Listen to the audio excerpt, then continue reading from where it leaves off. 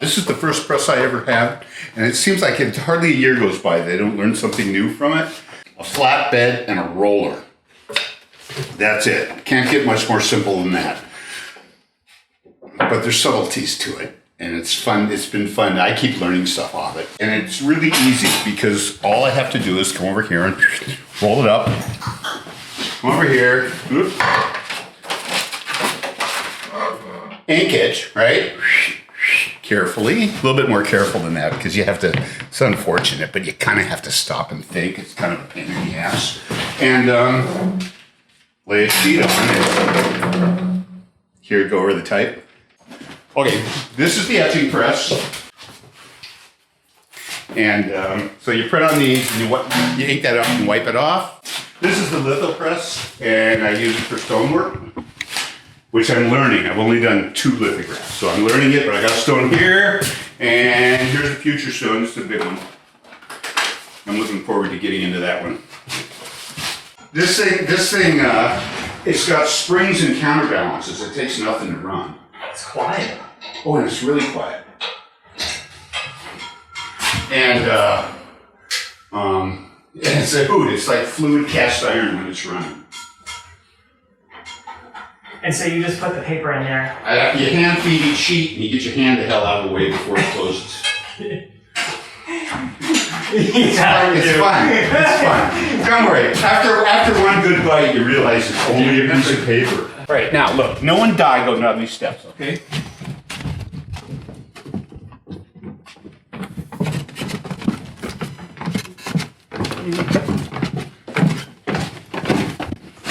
I started this a couple weeks ago, and because I needed to be able to see more work all at once. When I bought the building, everything was boarded off, and it was pitch black in here, and it was filled with stuff. This was a dirt floor with piles of dirt, and there was stuff, people's stuff. They'd lived here 75 years. There's stuff. It was filled. The whole picture is I'd studied at the University of Washington for 3 years, and I was a senior. 21, so that would be 71. And I was studying, they didn't have environmental studies in those days, so I had to make it up under general studies because it didn't exist. And as I went through it, as I was doing it, I realized it didn't totally suit me. I was studying mostly air pollution control, and I dropped out as a senior. And so from there, I didn't know what quite to do with my life, but I knew I wasn't satisfied with that. So I looked it was 71 and the war was winding up. It was a very strange time. And with a pretty high level of futility in the atmosphere. And I took full advantage of that. Partied for a few years, and there came a time, I'd always hold jobs, but I'd find jobs, bartending and stuff. And so, and it came time I needed to do something, and there was an art school near where I lived, so I walked in and signed up for a drawing class. I just knew it, and I also, and it filled the bill. It was pretty simple. And and early 20s, so that'd be early 20s. Your identity isn't really there. It isn't in place. You don't know that, but it isn't in place. And your thinking process are barely warmed up. And it was a good time for me to do that. And so I discovered what interested me. And why did it interest me? That's what your question is, right? Sure. It interested me is because I saw that there was no limitation to what I could do. There's absolutely no limitation to what I could do, except my coordination and mixture of ambition and perceptions, what I can perceive. So that just made sense for me to stay in something that I absolutely knew was bottomless. Every time I'm confused and don't know what I'm doing, which happens pretty regularly, is because I haven't defined an intent.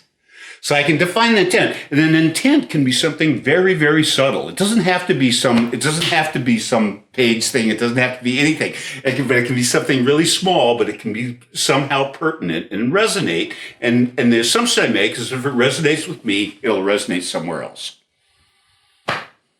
It's just an assumption, and who knows if it's true or not. It sort of is what you deal with when you're working, and what you deal with when you're looking, and what you deal with when you're drawing. And it's also what you deal with when you try to come up with some sort of comprehension of what goes into a piece of art. And you're perceiving both an image, but you're also perceiving yourself within that image. Because you have language and they have image, and they don't necessarily fit. But they can fit.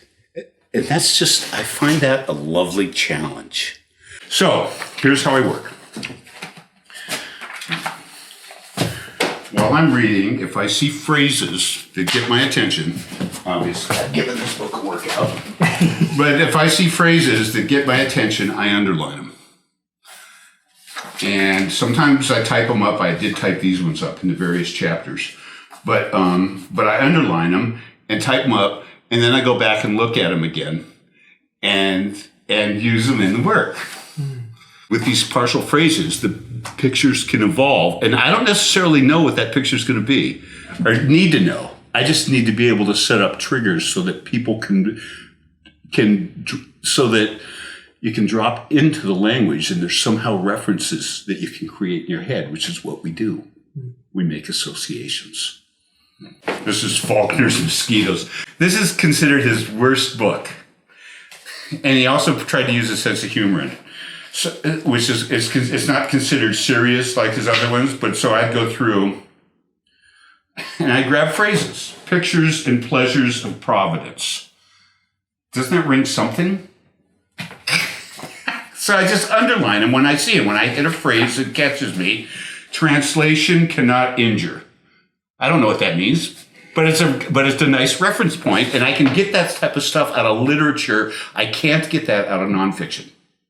So I read literature, and I read a lot of it, or I usually keep books and pencils beside me in bed and stuff. So, Dreaming and Blue. What the hell does that mean? But it can fit in somewhere. Right. And so I just, and I break up sentences. So I might be reading something, but I'd only take part of it that really has nothing to do with the sentence. Meaningless material sound. So that can set up a picture in someone's head. In my head. It does it in my head. For me, a good book is like a 3-day movie. And I love it. And so I get hooked into it, and then I totally forget what I'm doing. Lately, Virginia Woolf has been good. These are mostly typewriter. And it seemed like change was coming on fast when I started them, which was in November. But I refer to them as artifacts because this last year was so wild. Anything 3 weeks old wasn't old news. Every idea seemed dated as fast as it was done. Does that make sense? Yes, it does. And so I started looking at the work as being, okay, these are artifacts. They represent these moments. It's not necessarily that I have any particularly strong affection for flowers. I don't mind them, but they're a convenient tool. Because we look at flowers and we look at plants and we project on them. Objects are really, really cool. And people who aren't making objects don't realize what they're missing. And I'm hoping the world will still, maybe it'll develop more of as it gets more digital, because we're all getting data driven. I kind of hope that objects will have their own life because they exist in a special way and they've been touched by hands. It's a different thing. And these all went through the typewriter. And I take advantage of it, totally. Because it's our mind builds narratives out of pieces. I don't have to build the narrative. I just have to put out a format where a narrative could possibly happen. And and where it goes is none of my business.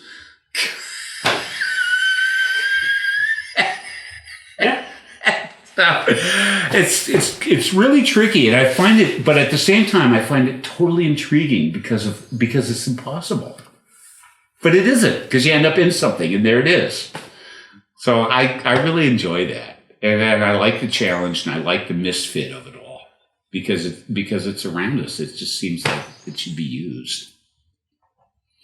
And like I said, you just can't hit the bottom with this stuff. Just keep going. The question is why plants? And the plants I just saw that I could use, I could draw them in ways that would include things, tensions in the drawing that may come off as conflict, or may come off as pressure, or may come off as relief. But I could use a plant, and that experience could happen without being aware of that experience happening. You got to keep going. And you have to be a little bit driven. And it's not circumstances that are going to either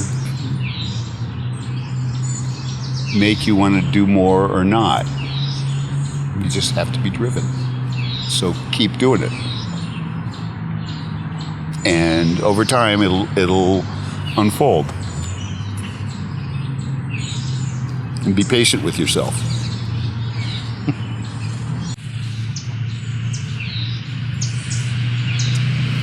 You know, we have this shot at life. You know, it kind of deals with the question of young artists. Give it a good shot.